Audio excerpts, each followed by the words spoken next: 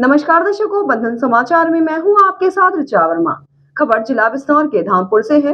धामपुर के एक मोहल्ला निवासी किशोरी के साथ मुस्लिम युवक द्वारा छेड़छाड़ और निकाह के लिए दबाव बनाने के मामले में बेटी बचाओ संघर्ष समिति के पदाधिकारी कोतवाली पहुंचे और कोतवाल से मिलकर मामले के बारे में जानकारी प्राप्त की। बेटी बचाओ संघर्ष समिति के अध्यक्ष चौधरी अरुण प्रताप एडवोकेट ने बताया कि कोतवाल कृष्ण अवतार से वार्ता हुई है, जिसमें कोतवाल ने बताया है कि जिस आरोपी युवक की गिरफ्तारी की मांग संघर्ष समिति कर रही थी उसे हिरासत में ले लिया गया है, उसका चालान कर जेल भेज दिया जाएगा। इस मामले में पीड़िता की नानी से आरोपी की शिनाख्त कराई गई है। साथ ही संघर्ष समिति के 3 से 4 पदाधिकारियों द्वारा इसमें गवाही भी दी गई है। चौधरी अरुण प्रताप एडवोकेट ने बताया कि उक्त आरोपी को गिरफ्तार करने की मांग पूरी हो गई है। उसके बाद भगत सिंह चौक पर प्रदर्शन करने के मामले में दर्ज मुकदमे को वापस लेने और कोतवाली प्रभारी सहित कुछ पुलिस वालों पर कार्रवाई व अन्य मांगों के संबंध में भी वार्ता की जा रही है। कोतवाली पहुंचने वालों में चौधरी अरुण प्रताप एडवोकेट, डॉक्टर आदित्य अग्रवाल, नितिन अग्रवाल, पंकज वर्मा, आनंद किशोर, अंकित सैनी, अमन जैन, अभिषेक जैन आदि शामिल रहे। जी अध्यक्ष जी, आज आप थाने में आए हैं, क्या फैसला हुआ, निर्णय लिया गया इस मामले में? आप लोगों के समाचार पत्रों के माध्यम से मैं अवगत कराना चाहता हूं कि बेटी बचाओ संघर्ष समिति के सभी सदस्य थाने में पहुंचे 10:30 बजे।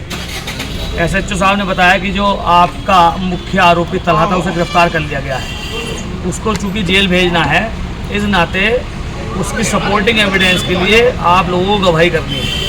तो संघर्ष समिति के 3 सदस्यों ने उसके विरुद्ध गवाही करी है और सभी लोग थाने में पहुंचे हैं।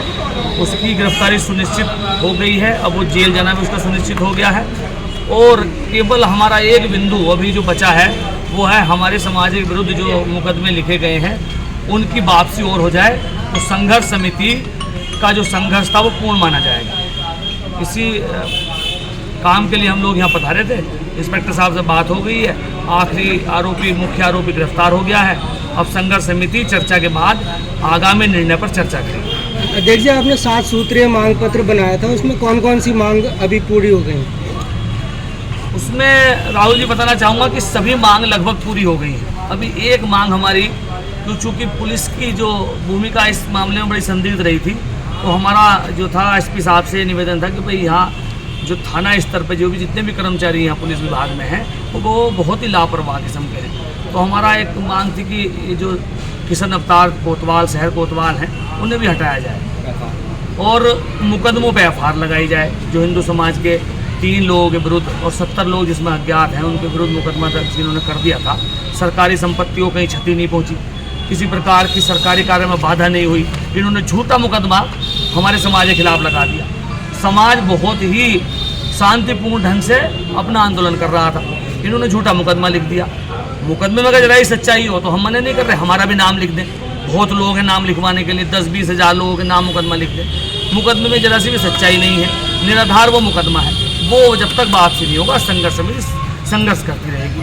क्योंकि भारतीय जनता पार्टी के शीर्ष नेतृत्व ने हमें आश्वासन दिया कि मुकदमे आपके वापसी हो जाएंगे। अगर वो वापसी नहीं होती तो संघर्ष समिति आंदोलन को बड़ा स्वरूप प्रदान करेगी।